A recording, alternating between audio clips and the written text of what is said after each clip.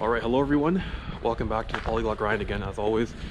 As usual, unfortunately, it's been quite a while since the last time I've made a video. I'm in Ukraine right now. Well, before I get into everything, I should just say that I do understand that we are in a pandemic right now, and this is not a regular trip.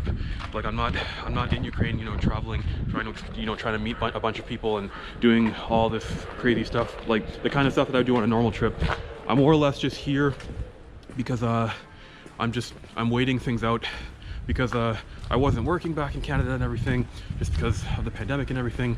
So I decided to just come to Ukraine just while I wait and try and figure some things out and everything. But yeah, so I'm here now.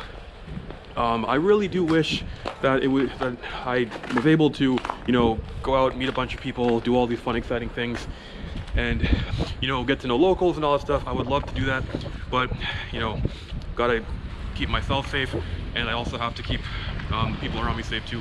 I don't want to put myself or anyone else in danger, so I'm gonna avoid doing all that stuff. I'm also hoping that I don't slip. Very icy out here. I'm gonna walk back up the street I just came from.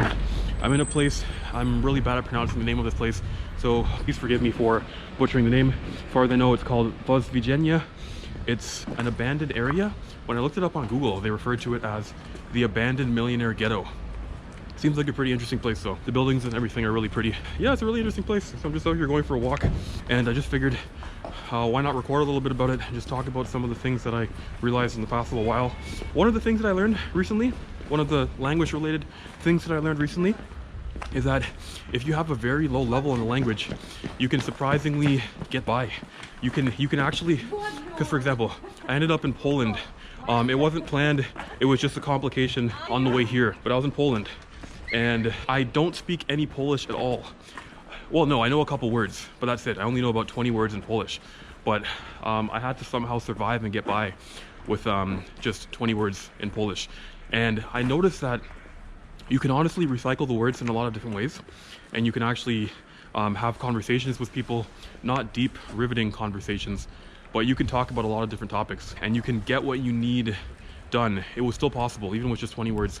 And I'm noticing the same thing here, because now that I'm in Ukraine, a lot of people here, well, most people here are bilingual. They speak Russian and Ukrainian, but a lot of people will respond in Ukrainian when I speak in Russian, which is cool because I love Ukrainian. It's a beautiful language.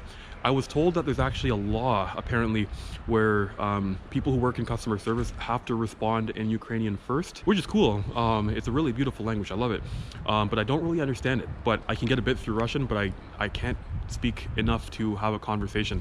So recently what I've been doing is I've been trying to pick up a couple words and everything, and I'm noticing that just like the day and a half I spent in Poland due to the complications, I'm now finding that I'm able to have basic conversations. I went to a cafe and I was able to order the coffee in Ukrainian. I also learned the word to go, because I didn't know that word before, but I learned it through context, so that was interesting. Yeah, you can actually learn quite a bit and speak quite a bit if you just know a few basic words. That's what I'm learning. I hope to get better at Ukrainian. I'm focusing on Russian. I've been focusing on Russian since 2020, but once I get to a high enough level, I do want to start learning Ukrainian.